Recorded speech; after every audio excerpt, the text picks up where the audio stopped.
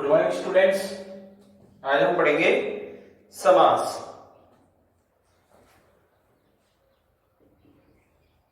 समासः। और board exam में इससे 3 क्वेश्चन पूछे जाते हैं और 3 नंबर का ये चैप्टर है अपना। समास है।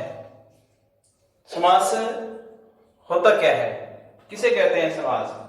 तो देखिए, शब्दों को मिलाना, शब्दों को मिलाना या बहुत सारे शब्दों को एक शब्द में परिवर्तित करना समास कहलाता है। अब देखिए, समास शब्द की उत्पत्ति कैसे हुई है। समास शब्द की उत्पत्ति में सम उपसर्ग है, सम उपसर्ग है, अस धातु है, अस धातु और घय प्रत्यय, ये सब मिलकर के समास बनाते हैं, समास शब्द की उत्पत्ति करते हैं। यानी समास शब्द में सम उपसर्ग है, अस धातु है और घय प्रत्यय है। अब देखिए, समास शब्द के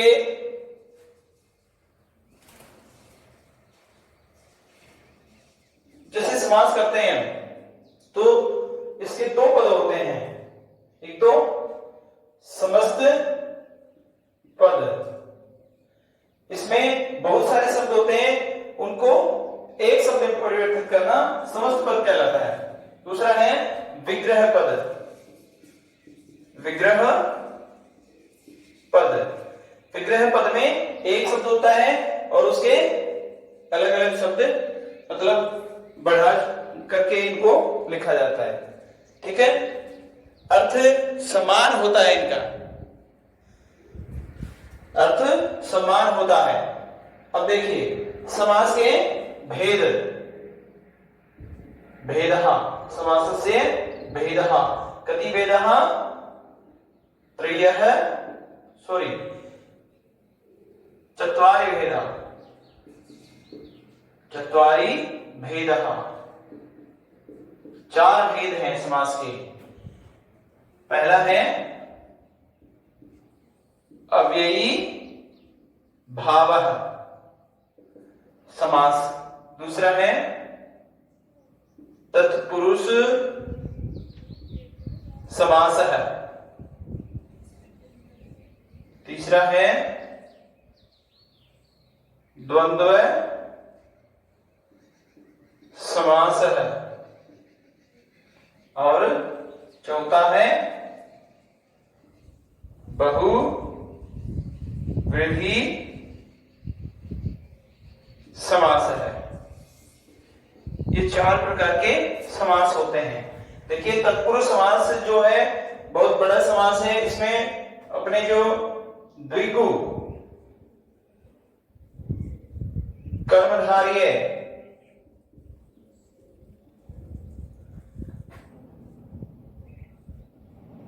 नय तत्पुरुष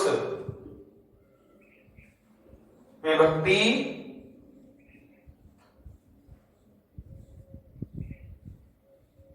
तत्पुरुष समास होते हैं और प्राति तत्पुरुष समास भी होता है। तो ये एक समास की जनक जानकारी थी। समास क्यों किया जाता है? शब्दों को कम करने के लिए। देखिए, यानी कि इसमें उसका अर्थ संक्षिप्त हो जाता है शब्द का। देखिए, समास की परिभाषा, समास की परिभाषा संशयम समासः, संस्कृत परिभाषा है, ये कहता है कि शब्दों का समन, यानी कि शब्दों को कम करना ही समास कहलाता है। शब्दों को कम करना ही समास कहलाता है। ठीक है, तो आगे हम पढ़ते हैं अव्ययी भाव समास। पहला समास है अपना अव्ययी भाव समास है।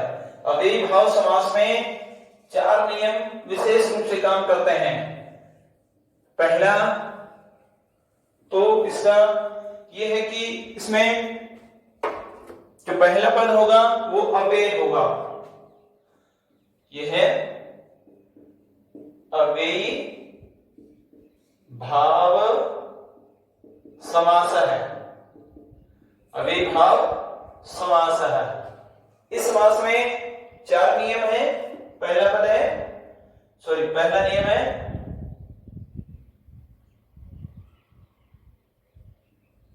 पहला पद अव्यय। पहला पद अव्यय और दूसरा पद कोई संज्ञावाची शब्द। यानी कि इस समास से अगर हम समास बनाएंगे, इस समास से समास बनाएंगे तो पहला पद अव्यय होगा और दूसरा पद कोई संज्ञावाची शब्द। देखिए नियम नंबर 2, पहला पद तो अव्यय हो गया और दूसरा पद संज्ञावाची हो गया। अब देखिए इसमें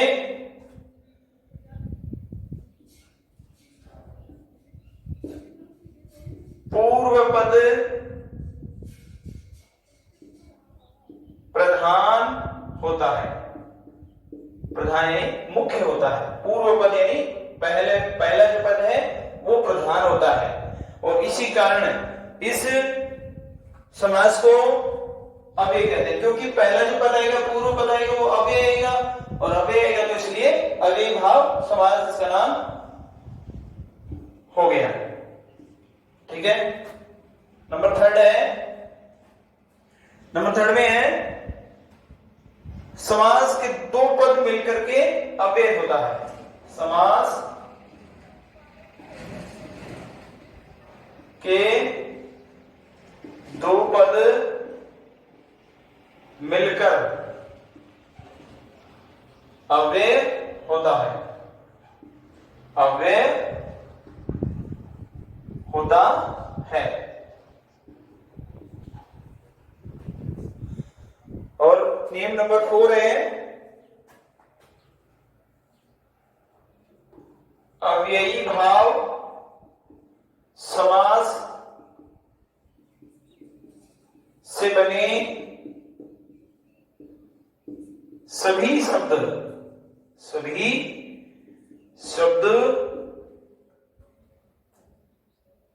हमेशा सभी शब्द नपुंसक लिंग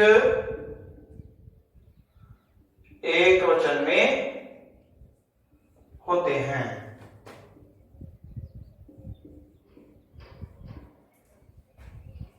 अविभाव समास से बने सभी शब्द नपुंसक लिंग एक वचन में होता है।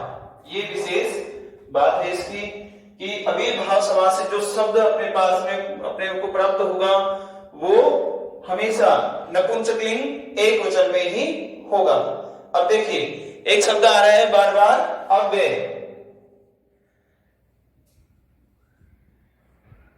इस समास में अव्यय का भाव बार बार प्रदर्शित हो रहा है तो हमें जानना पड़ेगा कि अव्यय किसे कहते हैं। अव्यय किसे कहते हैं?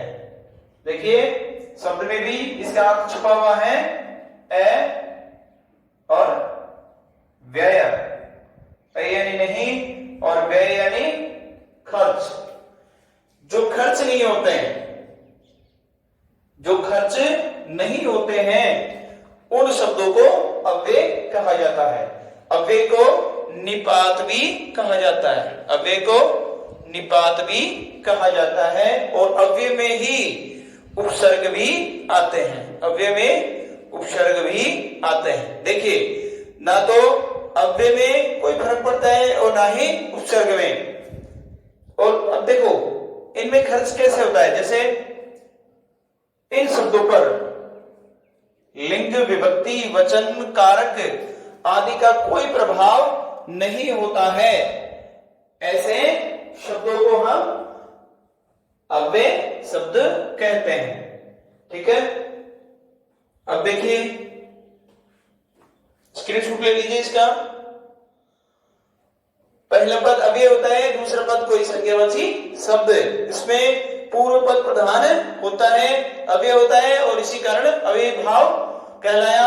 समास के दो पद मिलकर के अव्यय होता है और अव्यय भाव समास से बने सभी शब्द नपुंसक लिंग एक वचन में होते हैं।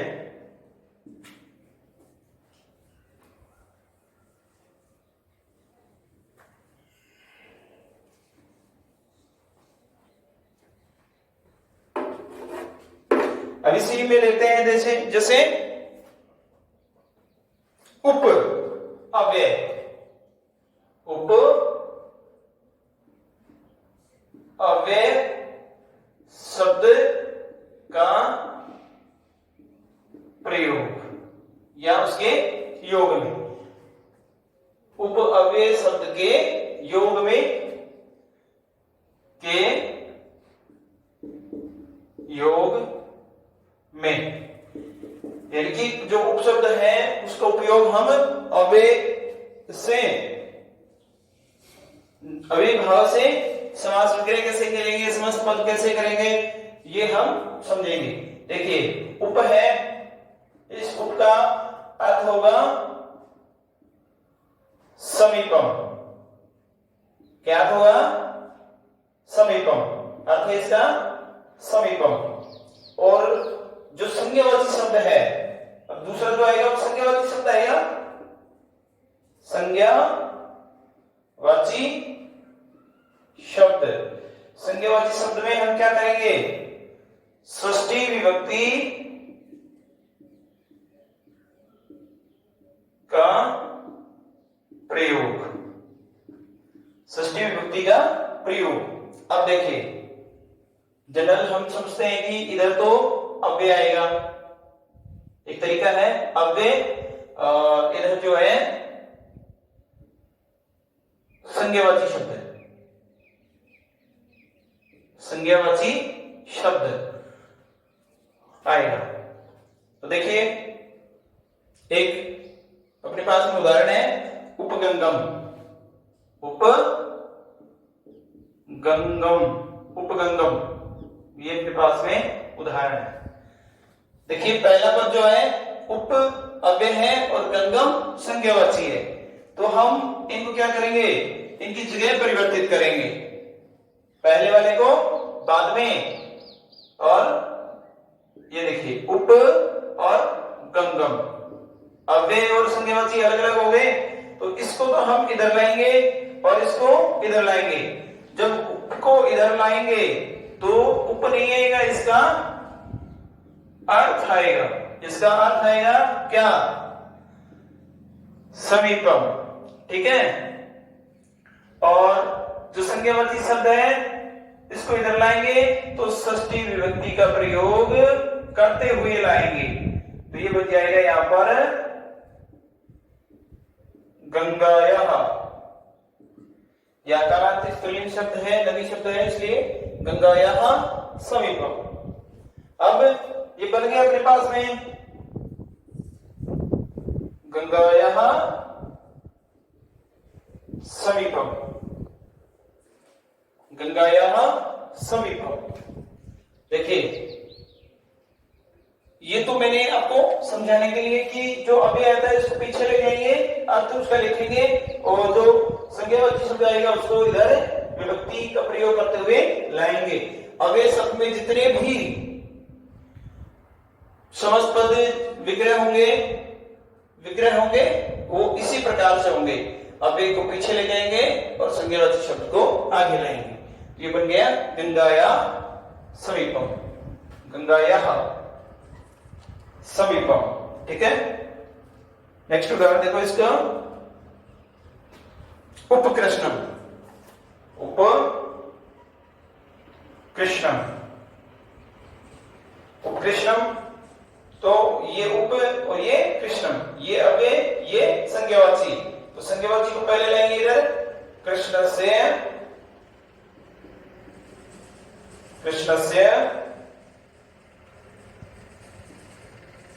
समीपम, उप का इधर अर्थ आ गया, पश्चिमस्य समीपम। देखिए ये तो था उप अव्यय शब्द का प्रयोग। अब देखते हैं दूसरा इसमें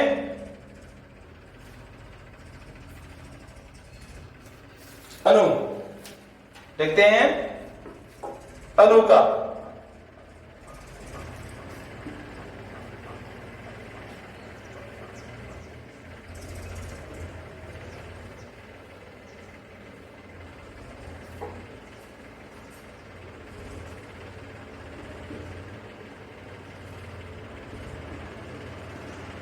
अनु अव्यय शब्द का शब्द के योग में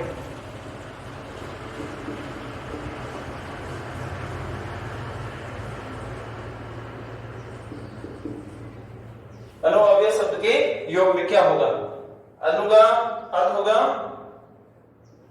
अनु का अर्थ पश्चात या योग्यम अर्थ में इसका प्रयोग करेंगे। और विभक्ति कौन सी रहेगी इसमें? षष्ठी विभक्ति। विभक्ति षष्ठी विभक्ति, षष्ठी विभक्ति। ये इसमें परिवर्तन होगा। अनु शब्द का अर्थ आएगा पश्चात और विभक्ति आएगी उसमें, किसमें? संज्ञावाची शब्द में। संज्ञावाची शब्द में, षष्ठी विभक्ति संज्ञावाची शब्द में आएगी और पहले विग्रह करते समय पहले लिखी जाएगी। तो देखिए अनुप्रथम, अनुप्रथम, अनुप्रथम अनुपसर्ग रथम संज्ञावाची शब्द है, तो इसको इधर लाएंगे षष्ठी विभक्ति का प्रयोग करते हुए रथस्य या रथानाम रथस्य, और अनु को इधर लाएंगे जिसका अर्थ हो गया पश्चात, रथ के पश्चात। अब देखिए योग्य अर्थ में क्या होता है? अनुरूपम। योग्य अर्थ में होता है अनुरूपम, अनु और रूपम, तो रूपम को इधर रूपस्य योग्य, गुणों के आधार पर योग्यता में इसका प्रयोग किया जाता है योग्यम का। ठीक है, अब देखते हैं प्रति।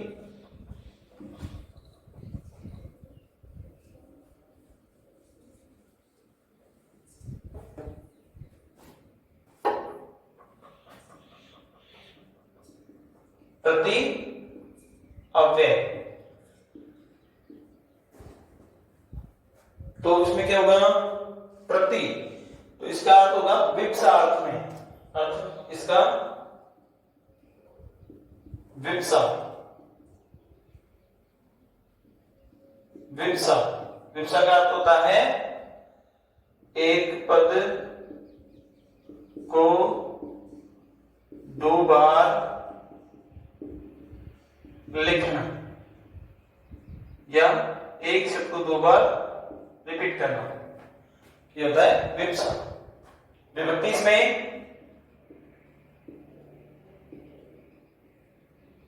विभक्ति होगी द्वितीया और सप्तमी, विभक्ति होगी द्वितीया और सप्तमी। देखिए इसके उदाहरण, प्रत्येकम, प्रत्येकम, तो प्रति एकम, ये यहां पर यह संधि होगी इसमें मिलाने पर, लेकिन प्रति प्लस एकम है तो अपने पास में प्रति, इसका अर्थ क्या हो जाएगा? विप्सा। विप्सा में क्या करते हैं? विप्सा नहीं लिखते हैं, जैसे उपसमीपम का समीपम लिखा था, यहां पर विप्सा नहीं लिखते हैं। एक शब्द को दो बार विभक्तियों सहित, एकम, एकम, ठीक है, और एक ही, इस प्रकार से करते हैं इसका विग्रह। प्रतिदिनम, प्रतिदिनम। तो द्वितीय विभक्ति में तो हो जाएगा इसका दिनम, दिनम, और सप्तमी में होगा दिने, दिने। अब देखिए यहां करोगे एक को, एक को, एक एक को, यहां सप्तमी विभक्ति में एक में, एक में, दिन को, दिन को, यहां हो जाएगा दिन पर, दिन पर। ठीक है, अब लेते हैं निरअव्यय।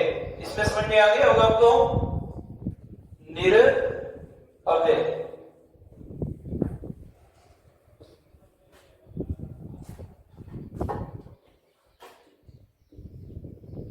निरअव्यय, निरअव्यय का प्रयोग हम करते हैं और इसका अर्थ होता है अभाव में और संज्ञावाची शब्द में षष्ठी विभक्ति। अर्थ होगा इसका अभाव है। अर्थ क्या होगा? अभाव है। और विभक्ति इसकी, विभक्ति आएगी इसकी षष्ठी, संज्ञावाची शब्द में। षष्ठी विभक्ति संज्ञावाची शब्द में। देखिए उदाहरण है इसका निर्मस्कम, निर्मस्कम। तो यहां पर देखिए निर उचल गए और मस्कम है। मस्कम संज्ञावाची है और निर अपना अव्यय। तो इसको इधर लाएंगे संज्ञावाची शब्द को षष्ठी विभक्ति का प्रयोग करते हुए मस्कानाम, और इसमें बहुवचन हुआ है मस्कानाम, अभाव है। निर को, निर का अर्थ आएगा यहां पर अभाव है, यानी एक मच्छर का तो अभाव हो नहीं सकता, बहुत सारे मच्छरों का है तब अभाव होता है। मस्क यानी मच्छर होते हैं, मस्क का नाम अभाव है, मच्छरों का अभाव। और उदाहरण है अपने पास में निशंकम, नेह संकम, नेह संकम। तो यहां पर विसर्ग की संधि हो रखी है इसमें संकम, तो इसका हो जाएगा संकायः और निर का अभाव है, संकायः अभावः। ये हो गया इसका अर्थ। सॉरी, समास विग्रह हो गया। समास विग्रह तो हम करना सीख रहे हैं, लेकिन समस्त पद कैसे बनाओगे? अब जैसे आपने इसको समास विग्रह, इसका समास विग्रह किया है तो हम इसका समस्त पद भी बना सकते हैं। भाई हमने निर के अभाव अर्थ लिखा था और अभाव का अव्यय क्या होगा? निर, और संका संकम। ठीक है, अब देखते हैं हम नेक्स्ट अव्यय यथा।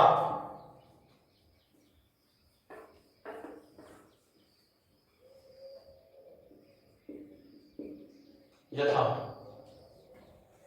यथा अव्यय का प्रयोग करते हैं तो इसमें अनति क्रम में होता है, यानी कि अनुस्वार। इसका अर्थ होता है अनति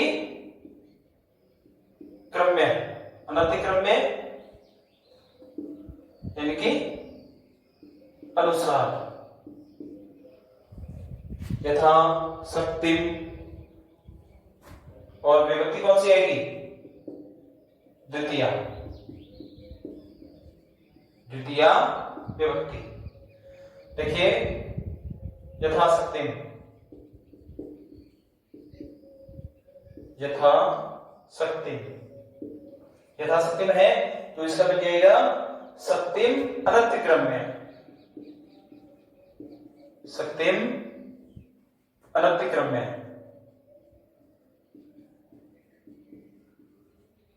शक्तिम अनति क्रम में। यथा मतिम,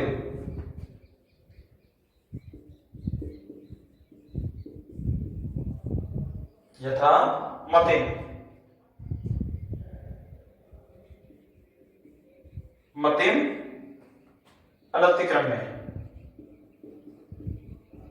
इस प्रकार से ये अव्ययी जो यथा है इसके उदाहरण हो गए। अब लेते हैं हम स।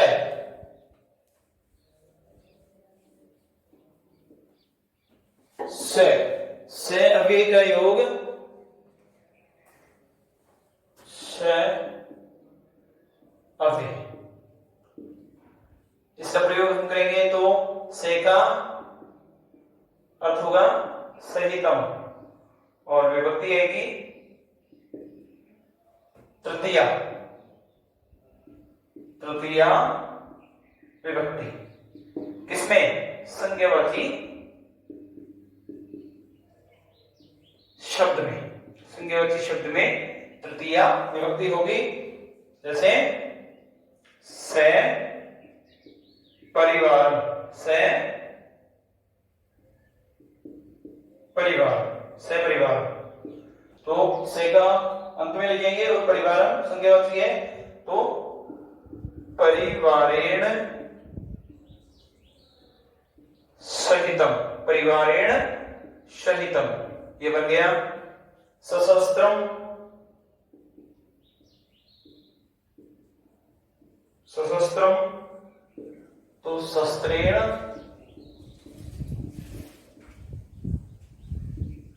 सहितम। इस प्रकार से ये अपना अव्ययी भाव समास समाप्त हो गया है।